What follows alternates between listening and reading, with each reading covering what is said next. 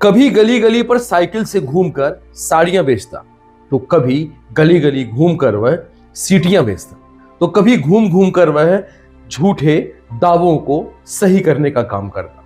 कभी साइकिल पे गली मोहल्ले चौखंभों में, चौराहों में, रास्तों पे सीटी बेचने का काम करता, और कभी घरों में जा जाकर छोटे मोटे जादू टोने टोटकों को सही दावा ठहराने का काम करने वाला यह शख्स और कोई नहीं, बल्कि एक ऐसा व्यक्ति है जो सड़क से कैसे अर्श तक पहुंच गया और जिसकी बेनामी संपत्ति 500 करोड़ से ऊपर की हो गई।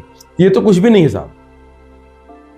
मसला यहां पर यह है कि भारत में टेरर आतंक का यह शख्स टेरर आतंक का पर्याय बना।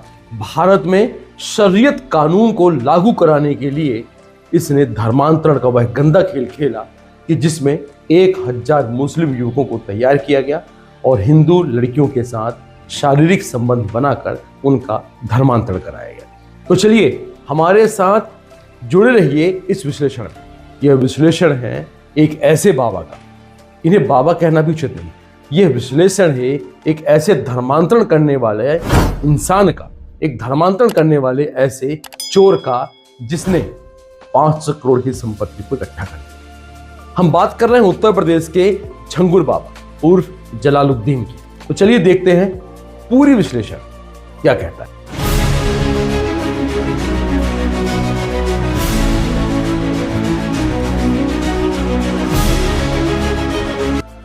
यदि जानकारी और खबरों की माने तो झांगुर बाबा के निशानदेही पर यूपी एटीएस को विदेश फंडिंग आती थी और उससे अहम दस्तावेज भी मिले हुए, एक लैपटॉप भी मिला है।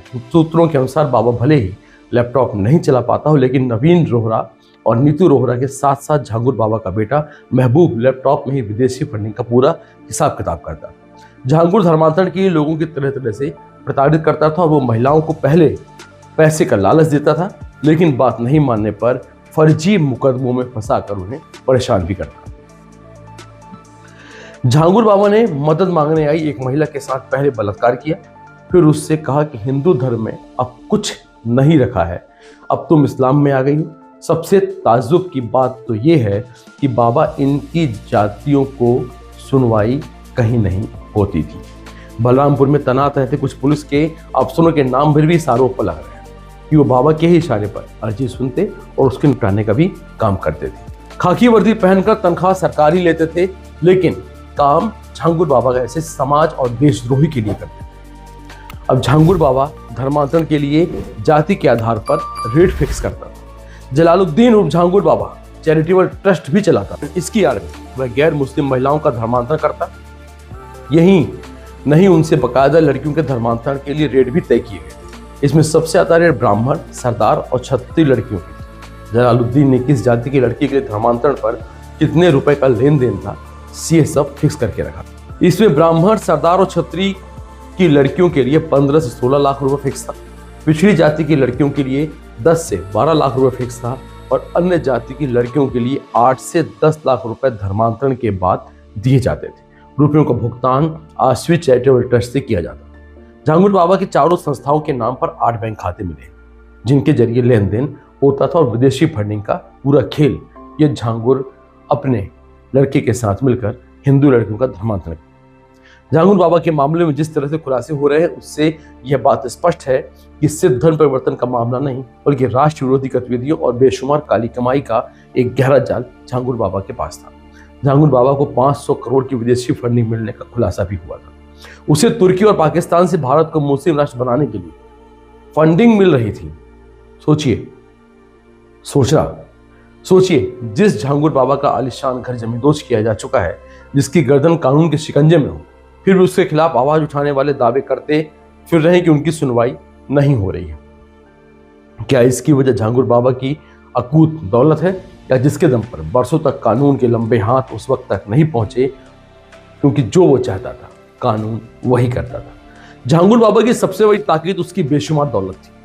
पिछले 3 वर्षों में झांगुर बाबा को 100, 200 और 300 नहीं, बल्कि 500 करोड़ की विदेशी फंडिंग भी मिली थी। इनमें 200 करोड़ रुपए की पुष्टि हो चुकी है, बाकी 300 करोड़ रुपए नेपाल के जरिए भेजे गए, जिसमें हुंडी से फंडिंग की गई इस विदेशी फंडिंग के लिए काठमांडू, नवलपारसी, रूपंदेही और बांके जैसे नेपाल के सीमावर्ती जिलों में 100 से ज्यादा बैंक खाते भी खोले गए थे। इनमें मुस्लिम देशों में पैसा आया। पाकिस्तान, दुबई, सऊदी अरब और तुर्की से पैसों की जम के बरसात की गई, जिसके दम पे झांगुर विदेशी फंडिंग के साथ साथ धर्मांतरण का गंदा खेल खेलता है। इस विदेशी फंडिंग को नेपाल के एजेंट से 4-5% कमीशन पर झांगुर तक पहुंचाते थे। दावा है कि विदेशों से मिली इस बेशुमार दौलत के बाद पर झांगुर बाबा बलरामपुर का बेताज बादशाह बन गया था। उसकी वहां तूती बोलती थी। इसकी इजाजत के बिना पत्ता भी नहीं हिलता था। दावा है कि बलरामपुर में तैनात सभी पुलिस अफसर उसके गुलाम की तरह काम करते थे। इसके इशारे पर चलते थे, उसके इशारे पर बैठते थे, उसके इशारे पर खाते थे। उसके अलावा कार्रवाई के बाद उसके सताए लोगों ने इस तरह के दावों की झड़ी लगा दी कि इसके द्वारा सताए गए लोगों की संख्या बहुत ज्यादा हो। हजरत कश्यप नामक एक शख्स झांगुर बाबा के यहाँ मुंशी का काम, उसे भी धर्म बदलने के लिए पहले पैसा का लालच दिया गया और जब बात नहीं मानने पर फर्जी मुकदमे ला दिए गए। हरजीत कहते हैं कि मैंने मना किया तो नवीन ने गाली दी, धमकी दी, केस दर्ज करवाकर दबाव बनाने लगा। रेप का केस दर्ज कराया गया। बात यही नहीं रुकी और दावा यह भी है कि झांगुर बाबा ने इसके बाद हरजीत कश्यप को बयान वापस लेने। सबसे चौंकाने वाली बात तो यह है कि भले ही झांगुर बाबा पुलिस की गिरफ्त में, उसका नेटवर्क ध्वस्त होने के दावे हो रहे हैं, लेकिन दावा है कि उसकी तरफ से अभी भी पीड़ितों को धमकाया जाता है। उत्तर प्रदेश पुलिस के अधिकारी और पुलिसकर्मी तमाशबीन बने हुए थे। इसके खिलाफ सुनवाई तक नहीं हो पाती थी। झांगुर का यह धर्मांतरण का गंदा खेल और शरीयत कानून लागू करने के लिए विदेशी फंडिंग जो आती थी, वह फंडिंग से उसने पुलिस प्रशासन में अच्छी पैठ बनाकर रखी हुई है। झांगुर बाबा धड़ल्ले से धर्मांतरण करवाता रहा। उसके इरादे कितने खराब थे कि इसका अंदाजा इसी बात से लगाया जा सकता है कि वो हिंदुओं के पवित्र शहरों में धर्मांतरण करवाने लगा। उसने अयोध्या जिले में धर्मांतरण पर सबसे ज्यादा पैसा खर्च किया। वहां हिंदू लड़कियों का धर्मांतरण कराया गया। उसका प्लान इन धर्म स्थलों की डेमोग्राफी बदलने का था। इसके लिए हनी ट्रैप और प्रलोभन के जरिए लोगों को धर्म परिवर्तन के लिए मजबूर करने का एक सुनियोजित स्क्रिप्ट भी तैयार की गई थी। झांगुर बाबा जैसे ऐसे बहुत से लोग आज भी आपके समाज में मौजूद हैं। वो कहीं ना कहीं किसी न किसी वेश में रहकर धर्मांतरण का काम तेजी से कर रहे हैं। आप अपने शहर में, अपने नगर में और अपने आसपास ऐसे मामलों को जरूर देखिए और अपने घर में बच्चों को जरूर समझाइए कि धर्मांतरण उचित नहीं है। हम सनातनी हैं और सनातन सबसे पुराना है।